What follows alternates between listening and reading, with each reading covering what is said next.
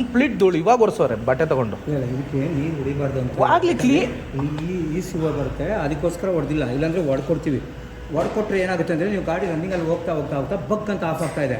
ಆ ಇಶ್ಯೂ ಇರೋದು ಕಬಯ, ಅದಕ್ಕೋಸ್ಕರ ಸರಿ ಆಯ್ತು ಬಿಡಿ, ಹೋಗ್ಲಿ ಬಿಡಿ, ಆಯ್ತು ಅದು ಬಿಟ್ಟು.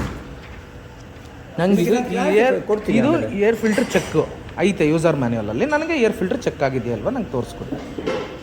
ಏರ್ ಫಿಲ್ಟರ್ ಕೊಡೋದಾ ಹೋಗಲ್ಲ.